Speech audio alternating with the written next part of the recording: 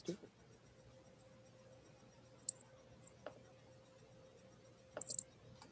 And I see Ike Grant. Okay.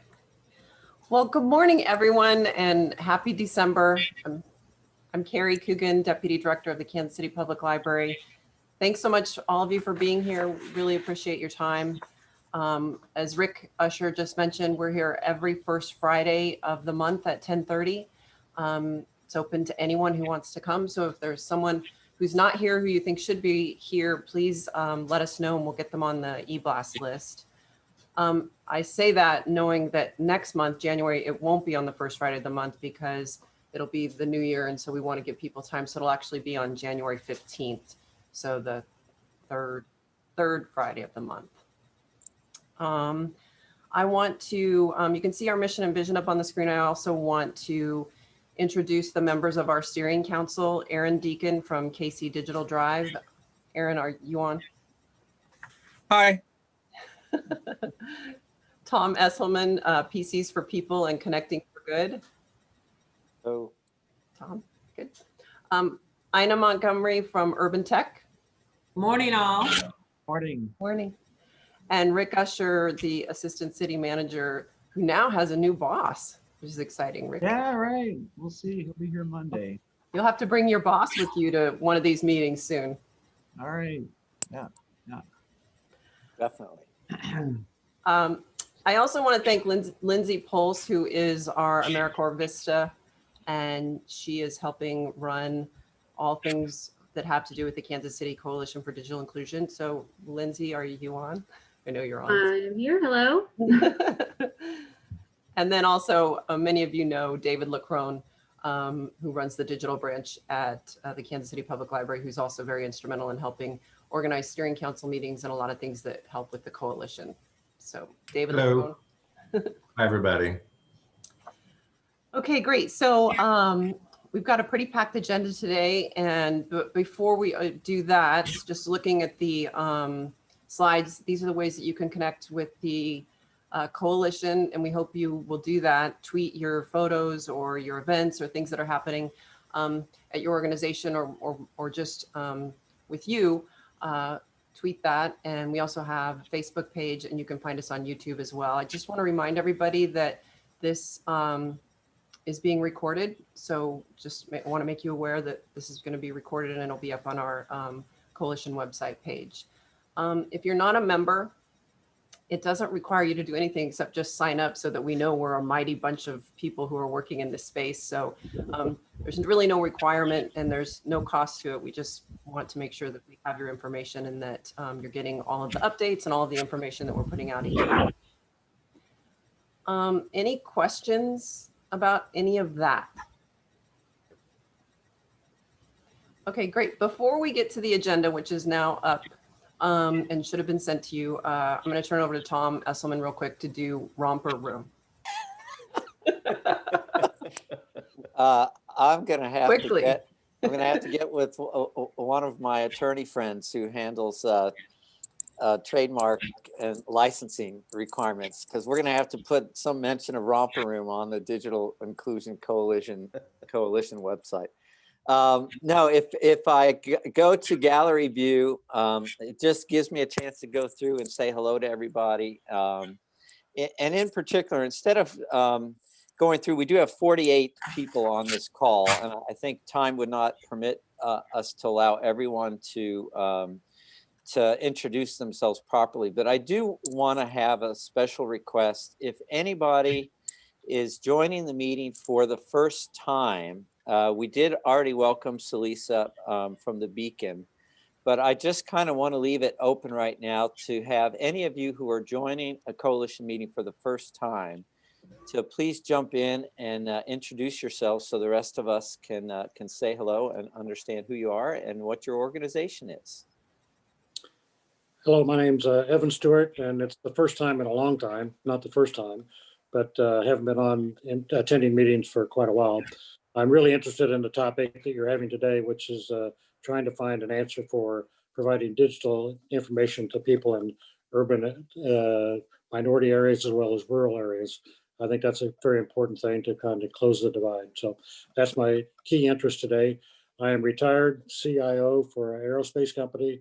I am involved in technology and a lot of startups. I work with some of the UMKC startup groups and help with their entrepreneur program, and involved with K-State and their entrepreneur program. So I'm interested in trying to help see if I can do anything to try to make the divide narrower and give people advantages to technology.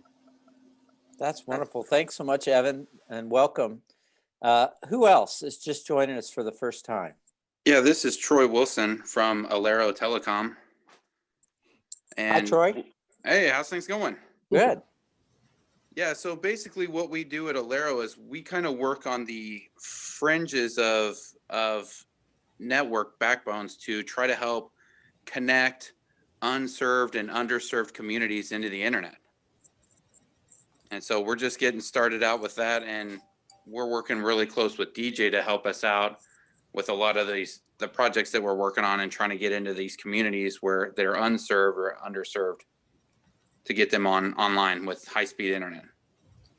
That is tremendous, Troy. I'll be reaching out to you because what you described aligns with one of the directions that PCs for People is really moving fast and furious on. Excellent. Yeah, we'd love to work with you. Well, particularly given the opening of the new citizens band radio spectrum that the FCC opened up a couple of months ago, there's a lot of opportunities to go into internet desert areas now that didn't exist before. So, yep. Who else is joining us for the first time? So this is DJ. Oh, go ahead. Go ahead, Holly. Sorry. I'm Holly Iverson Hayden. I'm from Verizon, and I do local community engagement and local government affairs for the Kansas City area, and work very closely with the network team, who I know has been attending these meetings previously. Holly, we finally get to meet. Yes. Welcome. So glad you could join our call. Thanks so much for DJ. having me. Oh yeah, we're thrilled to have you and Verizon participating, and just so everyone knows, Verizon has made an impact in our community already with a couple of grants that support the work that we do. DJ. So it's been a long time since I've been on this. So, but basically, I've teamed up with Troy and discovered a technology. And many of you know, I've been working on digital inclusion for and the digital divide for probably a decade. And I always felt like it was always a steak with different seasoning around it. And I found a new animal that literally is able to go into low population density. Actually, Barcelona's got a 30,000 node deployment of the technology, and we're working on a project right now in Uganda and Kenya that each will have about 40,000 nodes. And we can actually bring that in, and digital deserts, whether they're in Kenya, Uganda, or in Kansas City, or somewhere in the US, can be used with this technology. And so we're doing some things across the nation to solve some of these areas where it's not been economically feasible to go into those areas. And so I've teamed with Alero Telecom and Troy Wilson to work on that. And so along with that comes affordability and accessibility that we can help solve.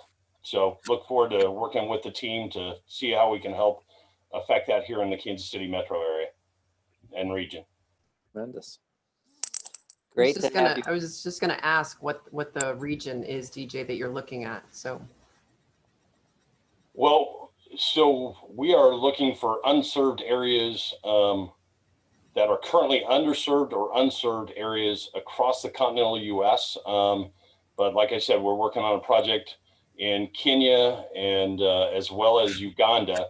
And some COVID is not helping us move these projects along in any meaningful way, but you deal with what you got. So actually the US projects are coming along a lot easier because we can actually get people in and out of country and in and out of regions. We aren't locked down as hard as Africa and some of Europe is. So I would probably be in Africa right now if it wasn't for COVID. Well, welcome back.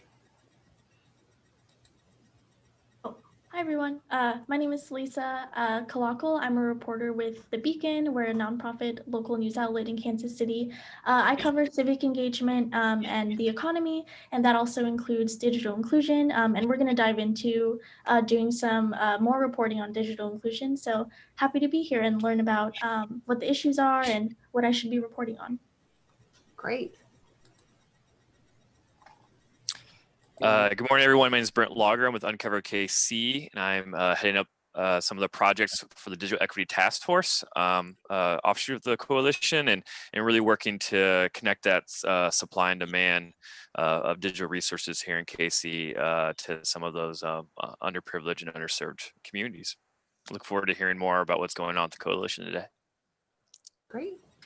Thanks. Hey, real quick, I have to jump in. I do owe an apology to Rachel Merlo because in our meeting last month, I went around and everybody got a chance to introduce themselves except Rachel. And Rachel, I just wanted to say hi. And given you, Tom, in the spirit of the season. Okay. I just wanted to see if you had some updates for the group, Rachel, how you've been doing, and any news from the Google Fiber front. Nothing I can share with you today, but all is well here. And actually, several of you are organizations that we have sponsored in some way through the year. So please keep an eye on your inbox because we will be sending out our end of the year partner survey to ask for your input on how your programs have been going. And of course, we understand that the pandemic changed how you might have intended to use our support, but we get it. We just want to know how things are going from you. But so thanks, Tom. Oh, you bet. Well, I love your holiday decoration. I know. Oh, thanks. Yeah, that's thing. one thing about working from home is I can fidget with my decorations all day long, and I do. It's crazy over here. And a great Chiefs sweatshirt, by the way, too. Thank you. Okay, anyone else? Okay, don't hesitate to jump in if somebody joins later or at the end of the call.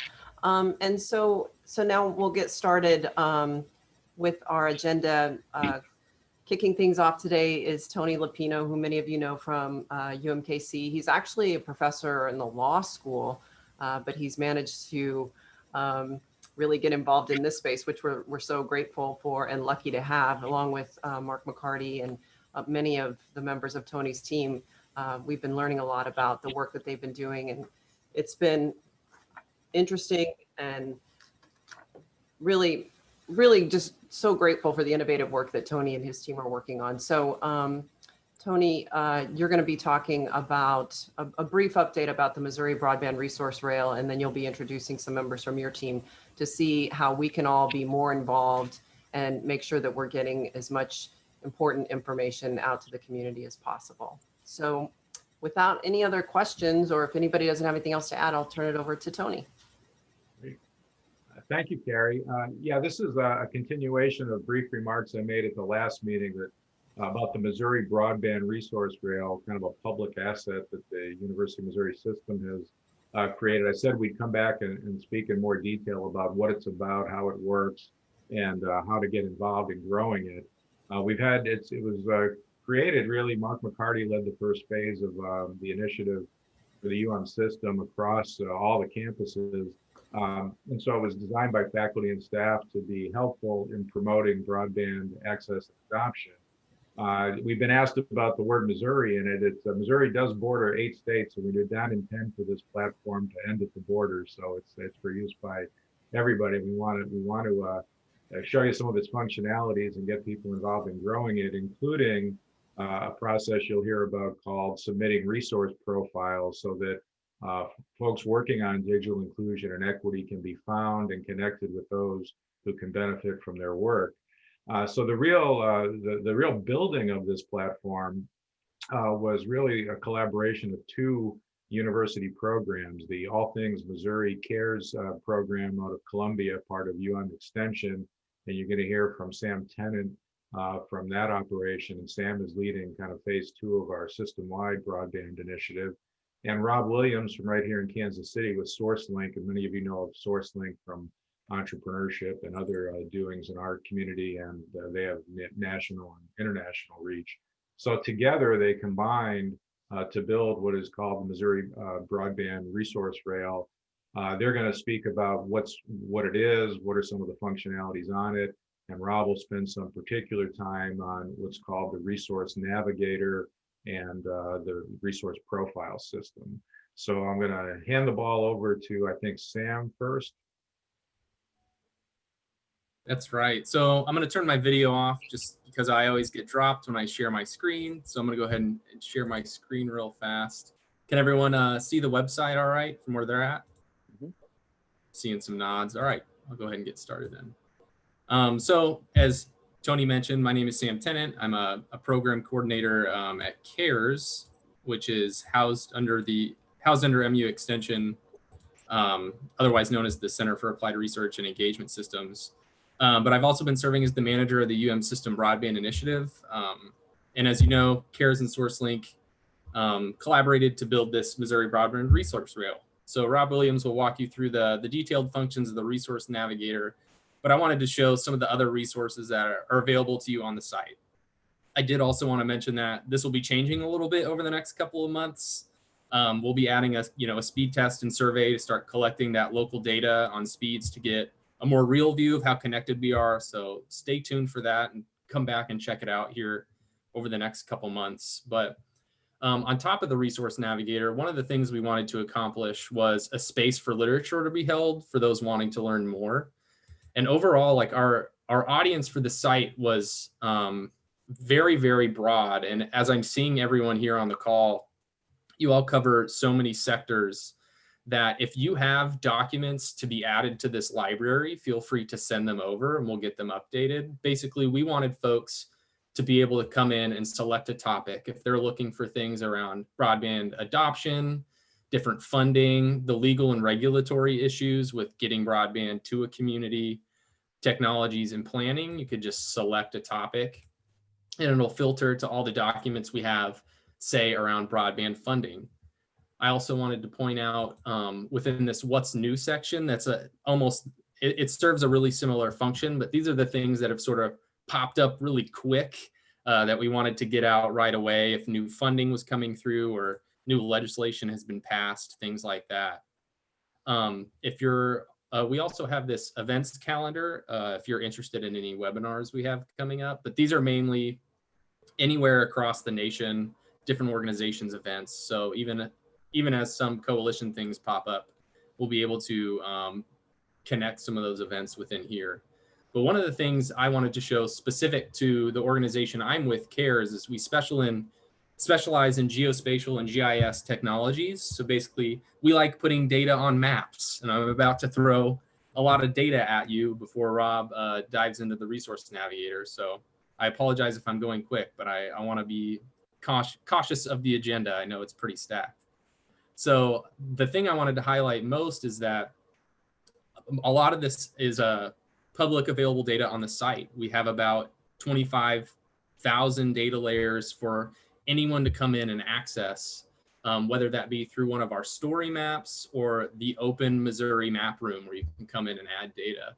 But one of the things within the story maps is you can jump through these tabs and start to learn a little bit more about the context of where things are. So this one specifically compares broadband speeds between the ACS over here on the left in green and the FCC over here on the right. And we accidentally kind of fell into the broadband space by discovering these huge gaps where in dark purple, they're representing 100% connectivity.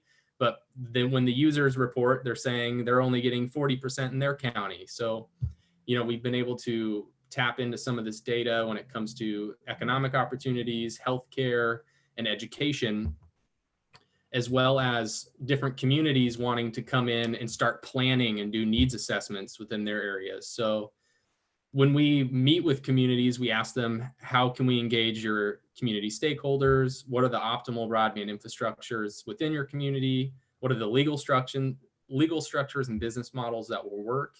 And then how do we inform and promote applications of broadband? So someone in any community can come in here and click on these blue links over here on the left to do some community stakeholder engagement. For instance, By clicking that, I now have all the locations of the electric cooperatives across the state. I can pull up all the libraries, all the schools, things like that. A lot of the areas that already have broadband that could be expanded off of when planning within other communities. Those different financing and legal structures. So where the FCC funding opportunity is going to be. This is kind of taking a second to load. Yeah, I'm going to hop to another one. Such as like these new market tax credits, for instance. Everything is in blue is eligible to take advantage of those opportunities and everything in yellow isn't. But as you can see, a large part of our state is. So on top of that, we have a blank open map room with those 25,000 layers I was talking about.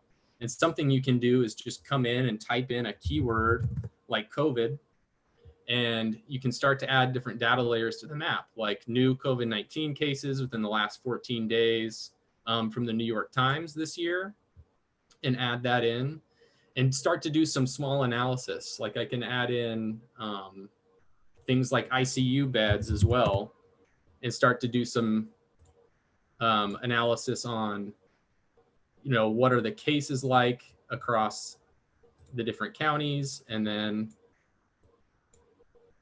what is their connectivity level. So I see over here, there's a big area that doesn't have any hospitals around it, but within the last 14 days have seen 30% uprises, and their closest hospital is up here in this corner, but they only have 4 ICU beds total. So you can start to do different needs assessments, look across things like healthcare and placing businesses, do all sorts of different types of data work that's public here on the Missouri Broadband Resource Rail. So before I continue to just bore you with data, I'm going to go ahead and hand it off to Rob so he can really start focusing in on that resource navigator piece that we're really excited to share with you. Thanks, Sam. All right, let me go ahead and fire up my screen. Hi, everybody. My name is Rob Williams. I serve as Director of SourceLink. We've been, as noted, collaborating with Sam and a number of important partners to develop the Missouri Broadband Resource Rail. One of the key components that we have brought to this initiative is something called the Resource Navigator. So I'm going to go ahead and start this Navigator module up. The Resource Navigator and what we've been seeking to do is really to identify all of the organizations and people that are in the broadband space. We've been taking a very comprehensive, a very wide angle approach to how we are categorizing and recruiting individuals and organizations to be part of this collaborative effort. All of you definitely apply and fit into what we are trying to do.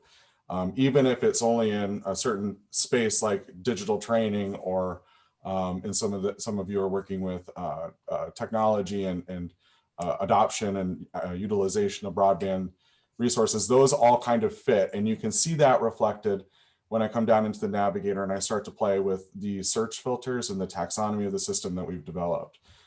So for instance, just to show how this works, what we want to have happen is anyone that's interested in a broadband related topic, from digital literacy training all the way to being able to deploy 3G, 4G, 5G in a different part of the city, they'd be able to come in, give us their zip code, specify what they're looking for the purposes of today. I'll say we're looking at a topic area and digital divide, right? That's critical to everyone in this work.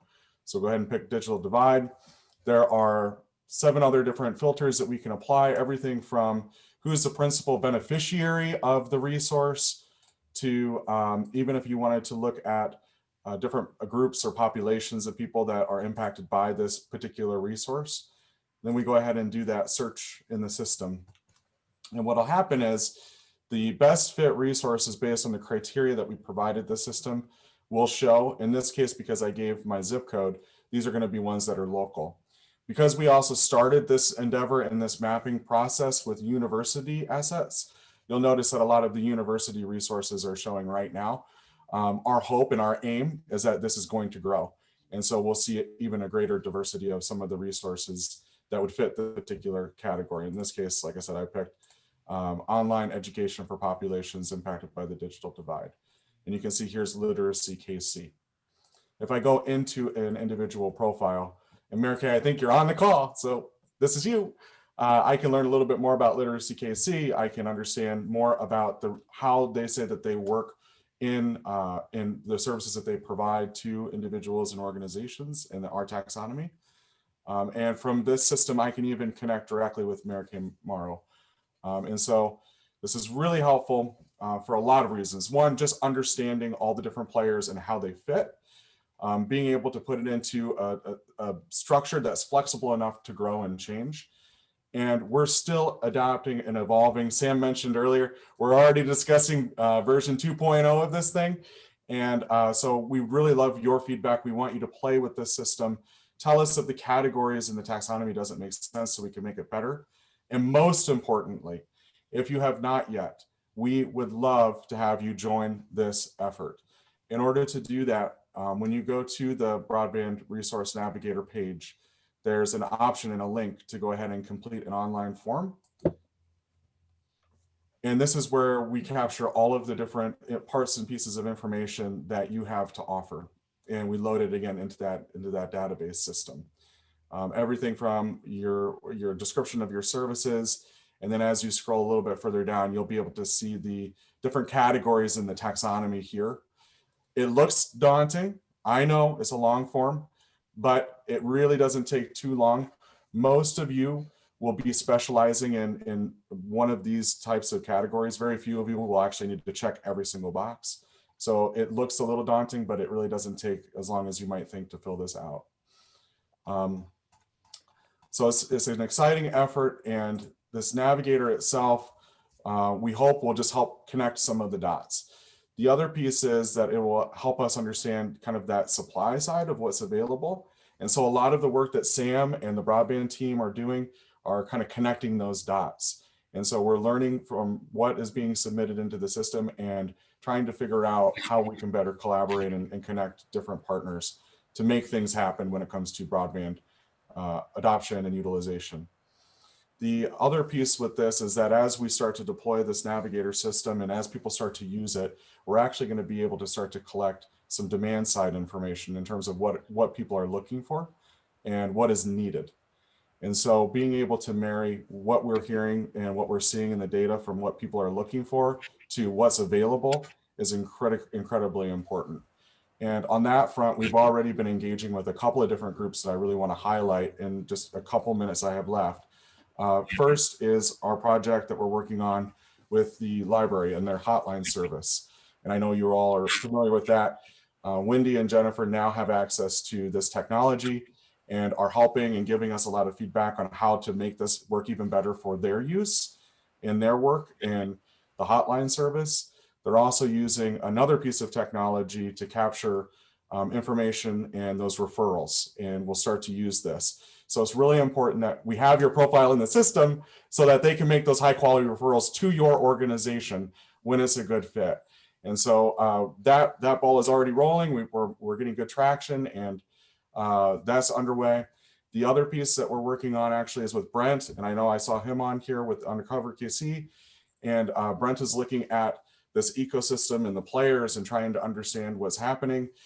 He's been working with us to refine and improve the taxonomy, and is going to be able to extract all of the data that we're collecting in the Kansas City area to be able to tease out insights for his work, leading to what I'm really looking forward to, some exciting opportunities here this coming next calendar year. Are there any questions? I think we have like 4 minutes left. We were given 20 minutes, so I want to be respectful of time. And I know I covered a whole heck of a lot, but I welcome any questions from the group. And yeah, I'll turn it back, I guess, to Sam then. Well, I'm going to jump in real quick, Rob. This is Tom. Sure. Thanks so much. And Sam, both of you guys. And in the remaining couple of minutes, I just want to reiterate how cool it was that you showed the Literacy KC example. I know Mary Kay Morrow's on the call. Because it's a great example of what anybody who's on this call can be able to produce through this tool, just by going in and filling out that online form. And I'm looking through the list of all the participants on this call, and if you haven't done this, and even if you don't think it applies to you, think again, because this is so comprehensive and it's so easy to use. And I've learned, now that I've had more experience with it, thanks to the work that you and Sam have been doing, how much more easy it is to see how things flow. And you guys have just continued to improve and modify this thing as you go forward. So just a call out to everyone on this call to please look at the example here of Literacy KC, and don't be shy about filling out this profile information. Hey, Tom, looks like there's a question from William. All right. Hey, good morning. I don't think it's as much a question as a comment. I just wanted to let them know that that's pretty amazing. And I'm assuming that since everybody will update it themselves, that'll keep the data accurate, correct? That's awesome. It's a great tool. I just wanted to point that out because you guys are data guys. Good data in is good data out. No data in is exclusion. It defeats our purpose.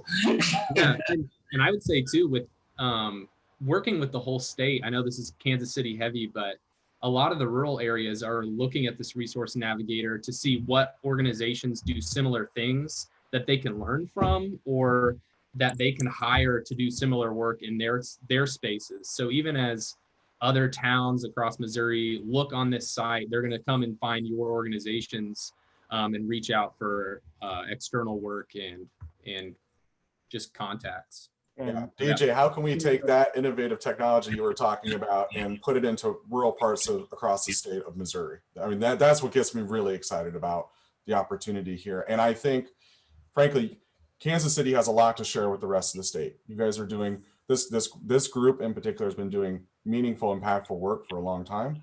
And it's our hope to help elevate this work and to share that with St. Louis and other communities that could benefit from the approach that you've been taking. Yeah, and if I could jump in for a minute here, this tool is the same like technology engine that runs KC SourceLink's resource rail for entrepreneurial support. We've used that for over a decade at KC BizCare. And if we're following the same model, Rob, I don't think we've talked about this, but SourceLink markets and sells that product nationwide, the Entrepreneur Resource Navigator. So I'm hoping that this is a tool you're also looking at taking nationwide. The way the Digital Navigator program is being developed through the National Digital Inclusion Alliance, our library and Wendy's and Carrie's folks playing a key role in developing that. I think if we couple that, we could roll this out nationally. What I'd also like to add is the resource partner network that you've built that supports the entrepreneur community, that Digital Navigator could grow into that same kind of monthly resource sharing meeting, or maybe it doesn't have to be monthly.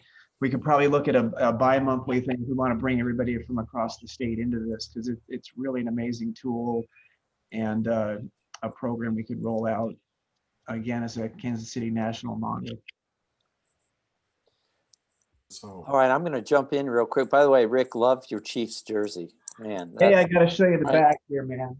That's bright red. Oh, I awesome. went to high school, high school with Joe Delaney. Joe, yeah, I was going to say.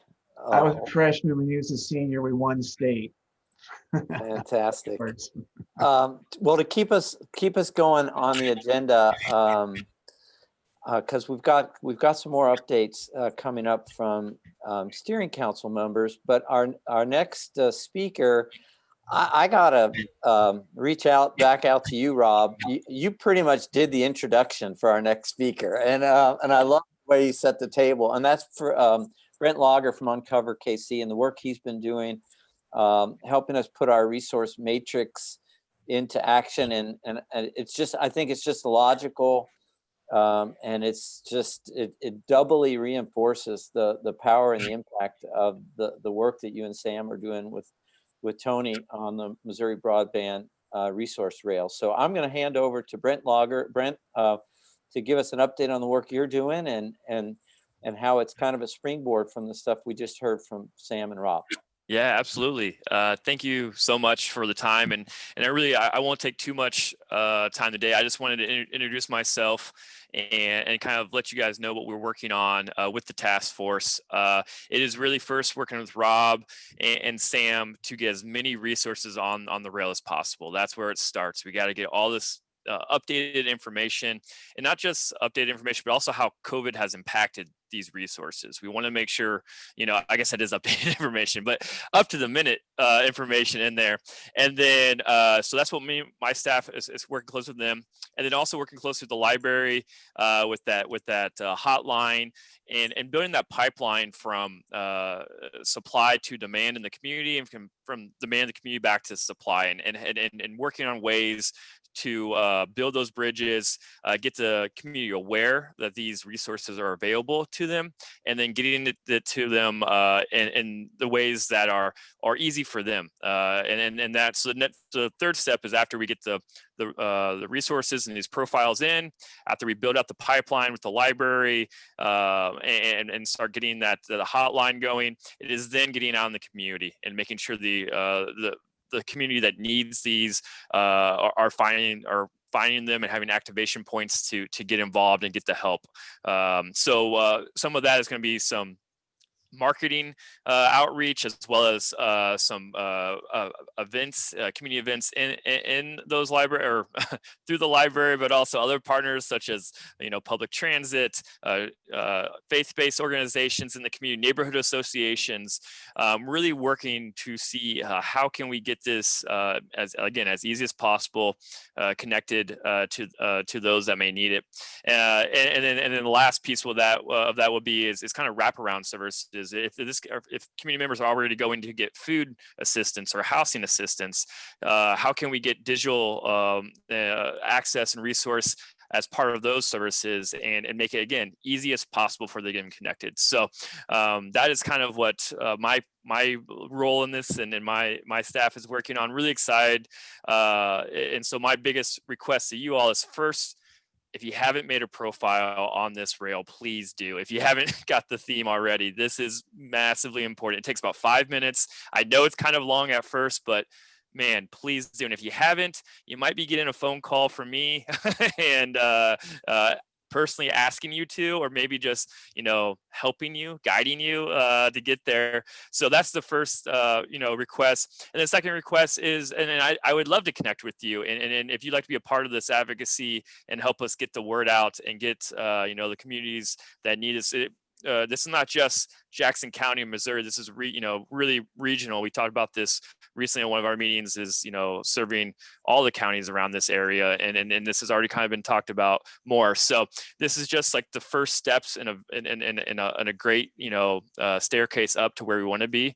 But I just want to introduce myself again. Please fill out a profile if you haven't, and if you have any questions or you want to be a part of some of this advocacy efforts we got coming up in the coming year, please reach out to me. I'll put my contact information in the chat, and we can go from there. Thank you so much, guys. Terrific. Thanks, Brent. And just as a quick checkpoint, one of our first-time attendees of this meeting, Evan Stewart, who introduced himself early on. Evan, just reaching out to you, particularly if you go back to what Brent and Rob talked about, the importance of this resource rail for people who are interested, not just in the urban, internet deserts and digital divide concerns, but also the rural areas. And I know you expressed interest in that, and just wanted to check back with you about the usefulness of this tool for someone in your position. Again, don't hesitate to put yourself into that profile in the Resource Navigator, because you're somebody with interest and experience. And I just wanted to see if you had any quick comments relative to what you've just heard. Well, I really do appreciate what Rob and Sam presented. I mean, that's really good data, and it's nice to know what it is. I sent a separate comment to Tony asking for what are the open initiatives right now in relationship to the region that might be started and stopped because of COVID, and what can people do? What can I do to help get these restarted? And I think Tony's looking at seeing what can be done. But I'd like to jump in and try to help some of those initiatives that may be on hold because of COVID or other reasons, maybe financial reasons that they need to have happen.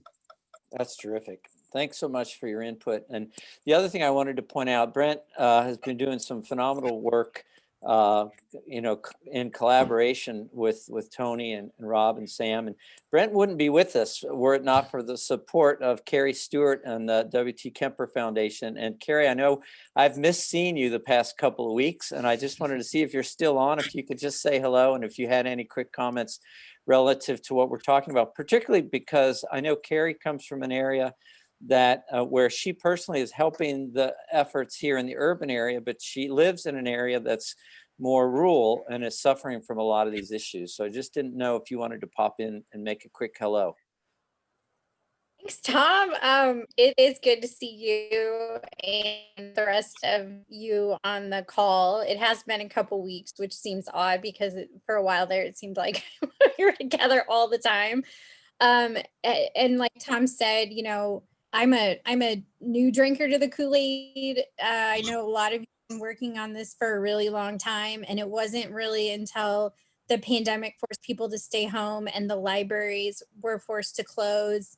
And I personally had to figure out how to work from home in a rural environment where my only choice is a hotspot to try to do Zoom meetings all day.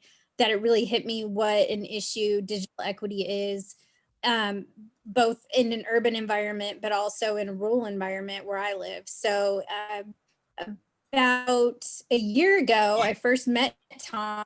So that was a great, point when the pandemic hit to have a partner. And I've known Carrie for a long time through working with the library. And you guys are doing amazing work, and I've really seen it kind of ramp up. I'm so excited to hear Brett's engagement and UMKC. And Rick's always been such a great champion of this work. I just, I'm your biggest fan. I'm not on the ground, but I do definitely believe in the mission, and I'm happy that the foundation has been able to support the efforts in small ways so far. And, we certainly hope that can continue because this work is really important. Terrific. Thanks so much, Carrie. It's great having you back. And we got to keep things moving now. We have updates from two of our steering council members, Aaron Deacon and Ina Montgomery. And I think the way we set it up, Aaron, we're going to have you go first with an update on the internet assistance plan going on. And then we'll have Ina give a urban tech announcement, which is really exciting. And then we'll have some time at the end for some other Q&A and discussion. So I'm going to turn it over to Aaron Deacon, who's the general manager of KC Digital Drive and a steering council member. Aaron? Thanks, Tom. Yeah, not too much of an update. Not too much has changed from last month, but we are up and running. kcconnect.me. Feel free to send folks there. We actually, we've got two funding sources for this. I think as most of you know, we've got some funding from the Recovery Fund, as well as from Johnson County CARES Act money. We've had almost 1,200 applicants so far. Most of those are from outside of Johnson County, and we're working through them. I may turn it over to Leslie Scott, who I think can probably share. I am putting you on the spot, Leslie. So feel free to chime in if you like with just some of the stories, because I know she is working with our navigators and doing kind of the case management work, and has a lot of the some of the powerful stories about the need that this is serving for people. Do you want to share anything, Leslie? Sure. So, there are many very grateful people who are letting us know how much, this program is going to help them. I think particularly there was a woman named Dory who hasn't worked since March. She's taking care of her brother who had a stroke, and she's trying to get help, but her internet's off because she hadn't paid the bill.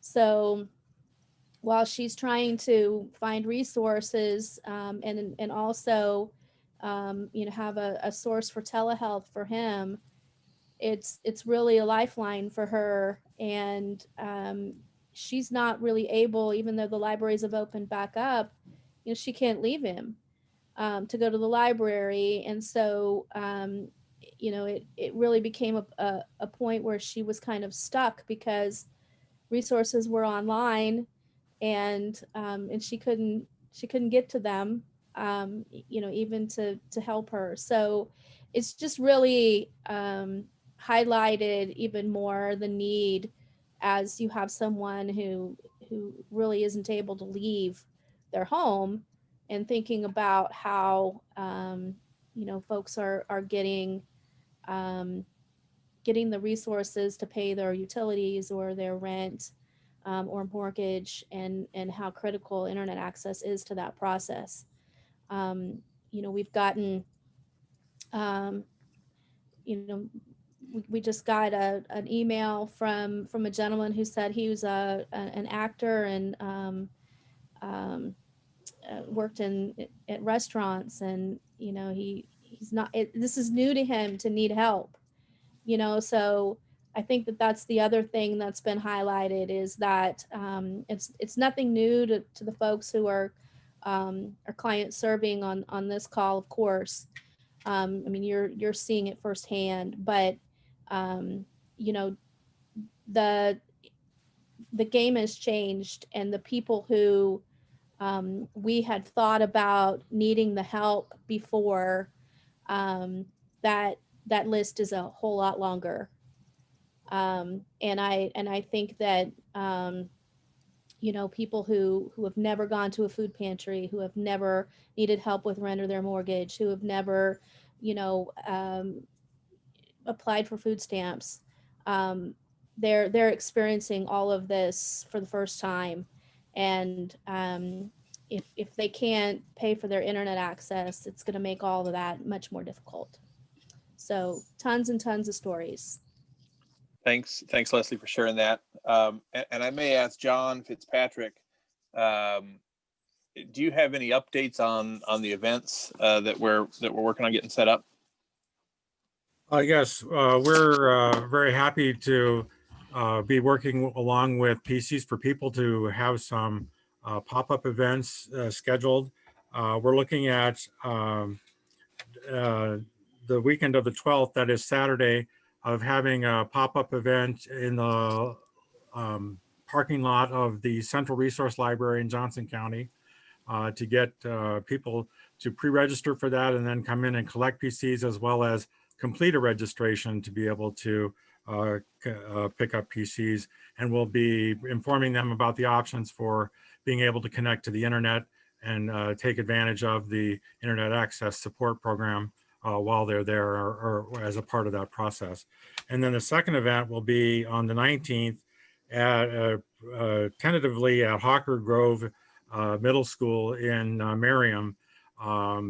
We just got that confirmation from Johnson County Public Schools, or excuse me, Shawnee Mission School District earlier today. And we'll be publishing information through social media and flyers and other means as these events occur. Could I hop in with a quick question? Yeah. So I'm curious for future, like I know that COVID has really increased all of our awareness about the digital divide, but how is the need that we've been experiencing geographically, especially, going to inform maybe our requests for funding and support moving forward? And I'm specifically thinking about how Johnson County had a whole lot of funds for internet access, but it really sounds like the need that you've gotten, Aaron, has been from other places. So I'm really curious about what that tells us about our region and how we are distributing funds. And I'm just curious, I want to ask that bigger question for the group. Yeah, I mean, that's a great question. Obviously, I mean, I think the way that funding has has been aligned is probably different than what we would have all expected. We did have an interesting conversation with the city of Raytown who has some CARES Act money. We've actually had maybe 60 or so applicants from Raytown, and they're interested to divert some of their money this way. So yeah, I mean, we've always known that Jackson County and Wyandotte County probably have the biggest pockets of need. That's certainly been borne out in what the application has been. We would love to be able to have the resources to serve that need. We're using the recovery fund resources to address that, but it obviously doesn't quite cover it. There's another question, and this is sort of we haven't had time to do this analysis yet, but are starting to work on this in terms of how do we parse the need in a more limited way. I did a little bit of math early on. If you just look at, this is available to anyone, any family that's 200% of the poverty level or below. That's a lot of families, in the region. And I don't remember. I have like the number $30 million in mind. Like if we were to, I don't remember if that was accurate, but it's like if we were to really pay everyone's internet bill for 6 months, that meets that criteria, like that's going to be a lot of money. And frankly, I think from a funder perspective, you'd have people that said, well, yeah, we're just not going to do that. The money's not there. It's too expensive. And what's the payoff? So there's a process too of thinking through, as we start to have these conversations and understand where people are in terms of their need, help them kind of navigate their bill and their package. How do we really zero in on where that more acute need is? Because I think that's going to be the kind of funder question in terms of how we continue this past the immediate COVID response question is where are we, either stepping in to fill an immediate gap that is really a disruption in service, or, maybe it's job loss, or maybe it's, a student that is in a virtual school emergency versus a financial emergency where, the money helps, but it's not necessarily keeping someone from going to class. So those are kind of the things that, having navigators on the ground and doing the learning as well as the, bill analysis, that's the kind of work that we need to do in terms of the bigger scale solutions going forward. So I don't know. I hope that helps to get at some of your questions, Rachel, but I think it's really good questions. Well, and I think just to obviously we'll be bound by the funding we have. So we can only serve X number of households outside of Johnson County. And I know that we could serve many more there right now. But I think really being able to share with the funders that there was an overwhelming need in these specific regions and we didn't have funding to serve them, but that's where the need came up. And, there are other layers that, of stigma of what Johnson County looks like and also what poverty looks like in Johnson County, because it's there. But also how we're sharing where that overwhelming need came from, I think is really important for all of us moving forward. Yeah, absolutely. So I'm just going to jump in. Thanks, Rachel, for your questions and input. And Aaron, you got a big task on your hand, but I think the way you guys are working and the way it's been presented, and I don't know if you guys saw, I just put something in the chat.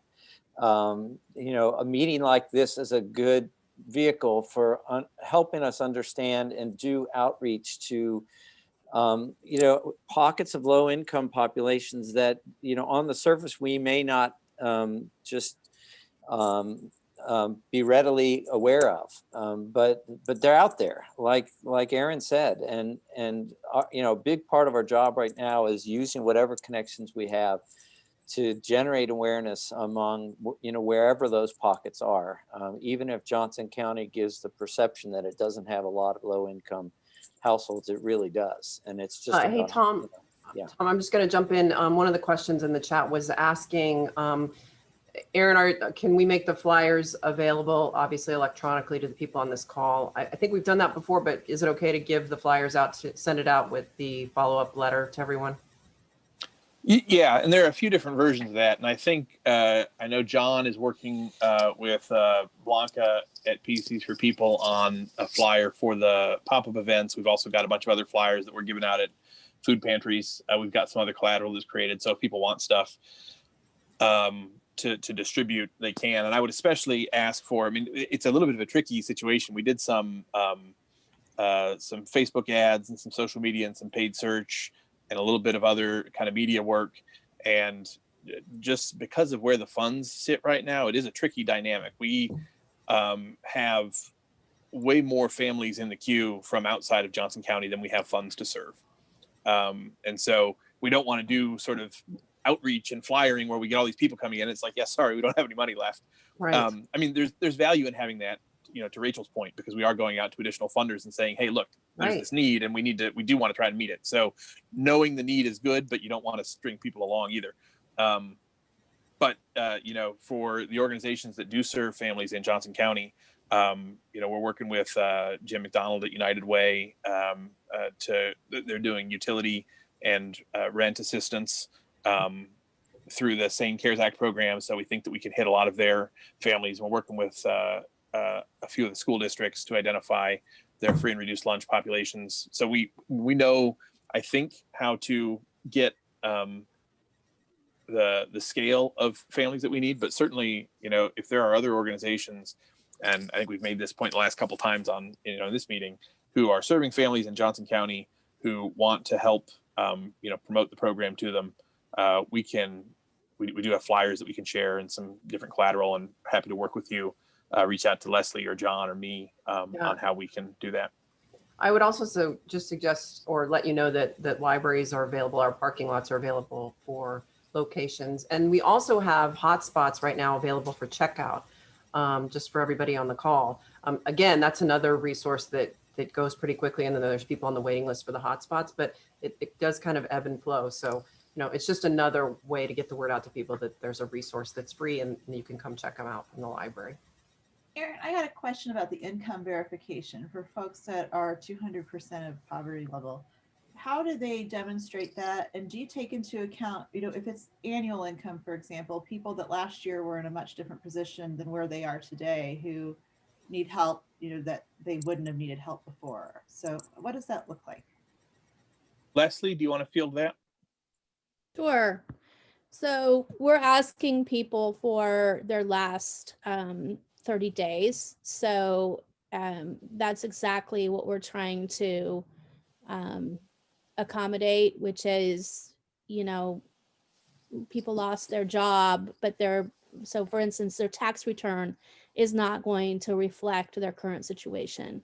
So I will say the vast majority of people are currently either on unemployment or SSI or you know, some kind of public assistance. We're not seeing, I would say probably maybe a quarter of the people are providing us with paycheck stubs.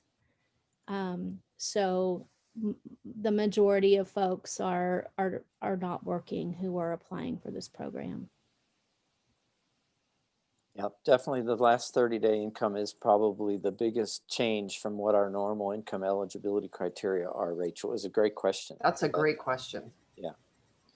Okay. I want to make sure we cover the remaining topics on our agenda. We've got an update from Rick Usher, an announcement from Ina, and we want to make sure that we give time for Wendy and Lindsay to provide some updates about the coalition and some wrap-up comments for us. So let's turn over to Rick Usher for Rick, your update on the work we're trying to do through the City Council and just legislative kind of policy updates.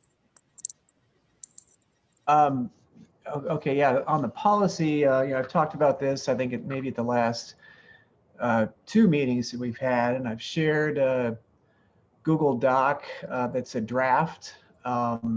So that's been available to everyone. I do want to underscore that it's available to everyone here. If you can get in there, make comment and suggest policy. You know, it's difficult to get out in the community, say like we did when we put the digital equity strategic plan together. We had meetings at libraries. We invited residents in to like hear firsthand what issues they were having. But for this policy document, I think it can be drafted, through the expertise and experience we have with the membership here. I've also been looking at, and I don't know if, let me see what I got going here, if I can screen share the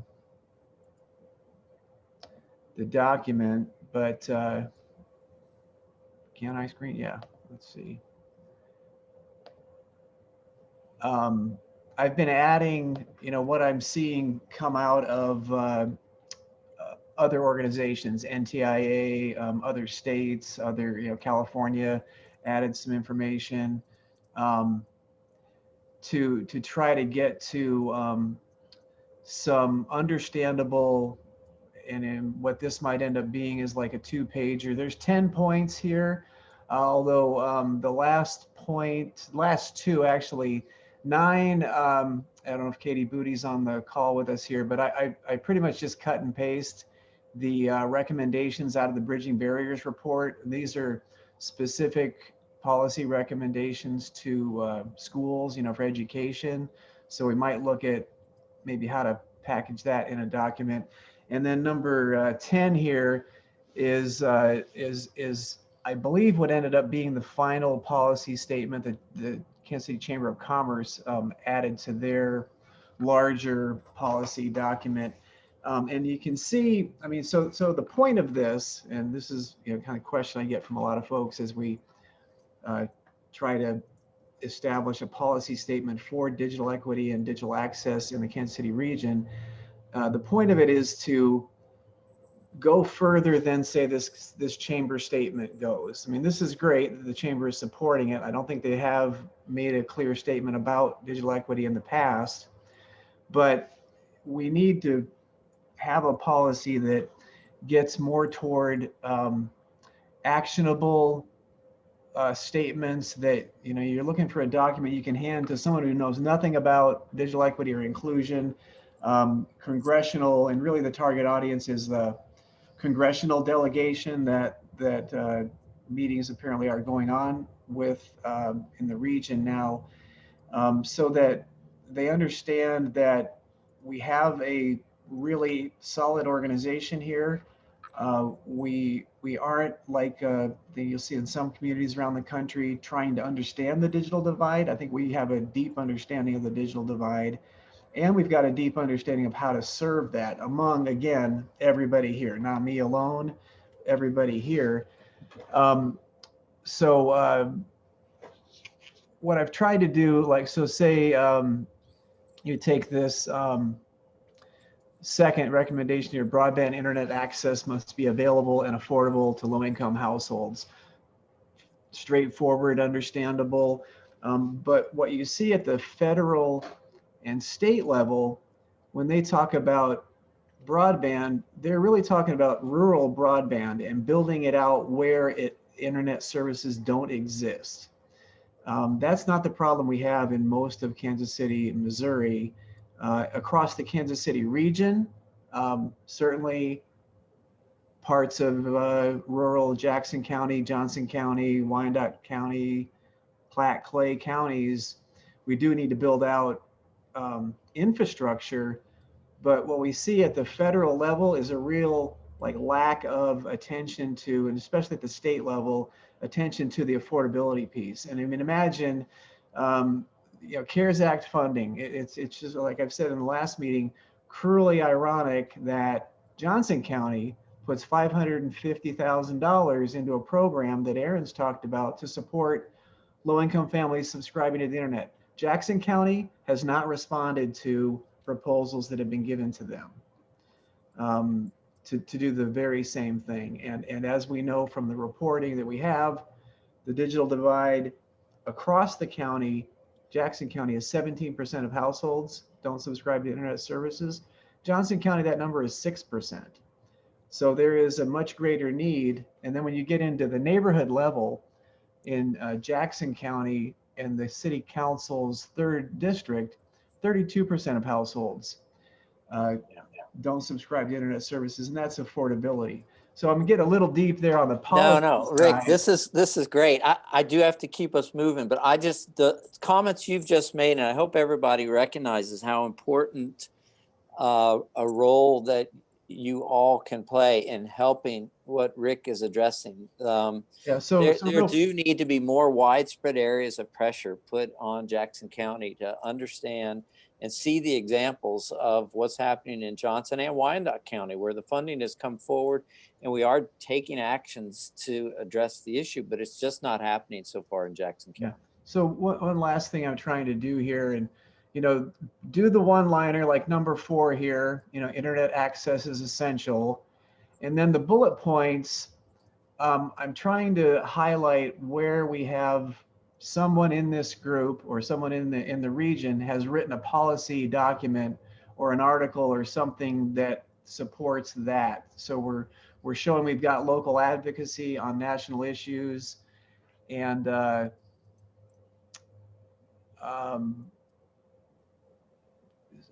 so then again, this would be something we can share. And then what I'd like to do is really try to wrap up this here in sometime this month, later maybe early in January, and get some consensus from the coalition and then the steering council, and publish this, and then start meeting with local jurisdictions, with the Kansas City Chamber.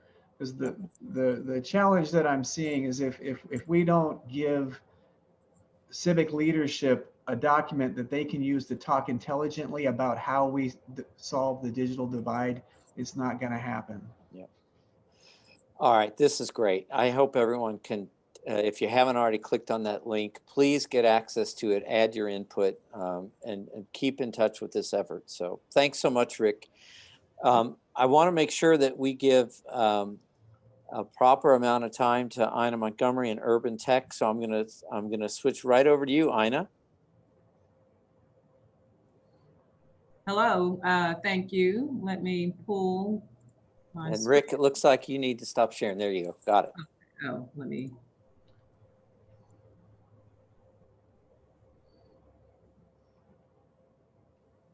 All right, so I have an event that was supposed to be today, but I have postponed it until next Friday, December 11, to allow an opportunity for more students to log on. The event is a opportunity for students grades 9 through 12 to attend morning sessions that are all interactive technology. We've got some great sessions for them. They're all hands-on. For example, Cisco's doing a session on phishing attack prevention. I think they're doing a couple, another one on web server attack. We've got Raspberry Pis by University of Central Missouri. Microsoft's doing, I think, 3 sessions related to coding. Truman Medical Center, who's been a longtime partner of Urban Tech, is doing their wearable gadgets session, where students have to match a illness with an accessory. For example, diabetes with a pair of earrings, or diabetes with a belt, and then they have to come up with how would that gadget look. VR Rocks will be introducing students to the design of virtual reality. We've got computer-aided design by Populous. Of course, Ron Green with fun with the green screen. KC Public Library will be doing a session on 2D, 3D modeling. Marcus Brown from Southeast. The good thing about this session, he'll be teaching them Tinkercad. And if the students want to upload their project, which will be a small keychain, then I will print those, or University of Central Missouri will print, or Northwest Missouri State will print. We've got audio engineering with Joe Black and Mr. George Walker, coalition member, as well as Ron, doing a intro session on VEX robotics. So they have a lot of good things happening in the morning, and then in the afternoon, they can attend a virtual college booth and meet with any one of these colleges or universities. They can also go to a college prep session. And then I end the day with a career panel discussion. I'm sorry, these are some of the career sessions they can also attend. They can find out about design careers, the Summit Technology Academy, the KC Degrees program, and then they can take the Ag Isles work profile that DeBruce offers. And then the day ends, and I don't see it on this page, with a panel discussion that will talk about the careers and the career outlook for IT and STEAM related careers in the greater Kansas City area. So it's open to anybody who's got access to the internet. Again, students grades 9 through 12. It is free. And the sessions are great. So I'm hoping that you guys can help me spread the word. I can post the flyer here after the meeting, and that's it. Any questions? Wendy, I don't know if Rob and Sam are on, but I mean, to me, this is the kind of event that should go on the broadband resource rail. They provided a link there to put events on that as well. So just a fabulous set of speakers. This is really cool. Yeah, and the good thing is, if you guys are familiar with my Brothers in Technology event that I did last year, because I know it's mundane with the students just being online all the time. So this event is very interactive between the sessions when they go from one session to the other. It starts at 9 o'clock, 9:50, 10 o'clock, 10:50, 11 o'clock to 11:50. In that time, they have a chance to hear a DJ playing. So I've got a little edutainment with DJ Q. And then I'll be giving out some door prizes. I've got some great things. I've got live streaming video drones, GoPro 7, game chairs. So a lot of good things, just very fun, interactive, making education fun for the kids. Fantastic. Thanks again, Ina, for sharing. If you haven't gotten this to the KC STEM Alliance too, I think Martha McCabe's group would do a great job of promoting this. So I just love it. Exciting stuff. Okay, we only have 10 minutes left. I want to just jump straight over to Wendy and Lindsay for updates on their work with the coalition and other items. Wendy? Thank you. I'm just going to speak very briefly and let Lindsay handle the rest. I did just want to give you a brief update on the hotline project. And first, echo the statements made by our first few presenters, Rob, Brent, and Sam, about the importance of filling out your profile on the resource rail. And that means even if you're in Kansas, it does not have to be a Missouri located service, or your clients do not have to be in Missouri. The hotline project will actually focus on the entire metro region, both sides of the state line. And our work and ability to get people connected to the resources they're looking for when they call us it's really important that we have all of the resources in one place to get people connected properly. And that is going to really fall on each of you to get your profiles updated, created, and everything like that. Let us know if you need help with that. There are several of us available. And let's see, we have recently connected with United Way to learn about sort of all the inner workings of their system and 211 call center and referral services. So we're in a great place to move forward with getting our actual phone line set up, which will hopefully be happening in the next couple of weeks. Jennifer is on the call, I believe, Jenny, and she will be our hotline coordinator. Hi, Jenny. And we're just very excited to get this started. We've had to sort of switch gears this week to meet a deadline, which is today, for another big grant project. But this is soon to take the front seat back, and we will get it up and running very soon. All right. Yeah, my announcements are also pretty quick. The first one is we are starting to collect photos of coalition member events, hopefully to get a slideshow up on the website at some point. So if you have past photos, anything like that, from things that you've hosted, please submit those or send them to the digital inclusion email. I will also be sending out a Google folder that you can just upload those to in the post-meeting email. So just keep an eye out for that.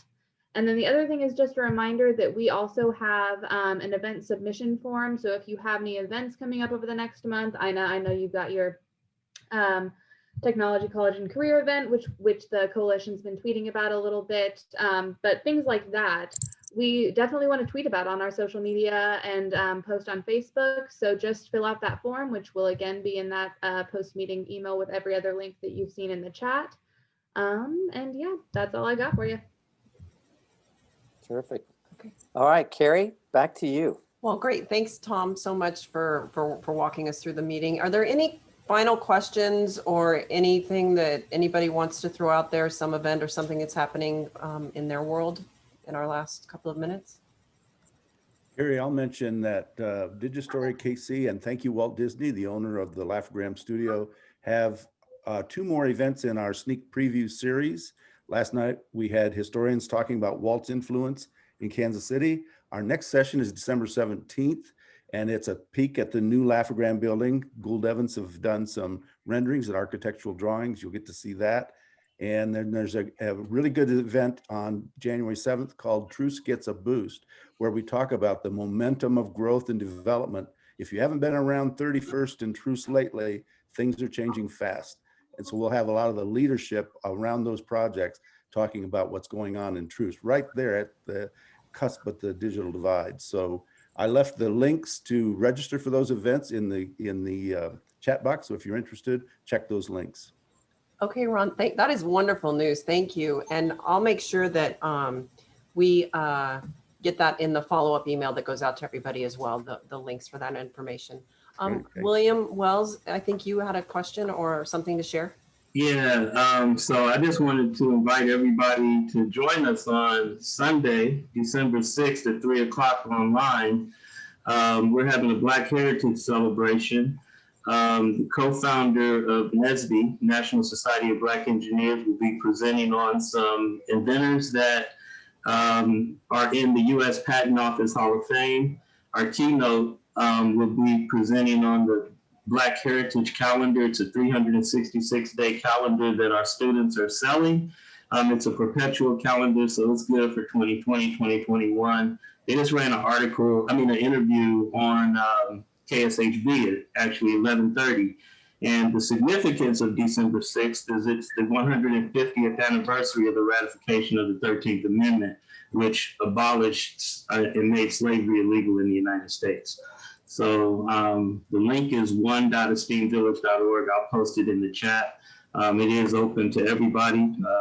It's during these times, knowing our history, you being at the library, know how important that is. So it's going to be it's an amazing show. We have entertainment. Angela Wildflower Pope, who's a Broadway actress and singer from Kansas City, will be performing as well. That's wonderful. Thank you so much, William. Let's see, Michael Barnett.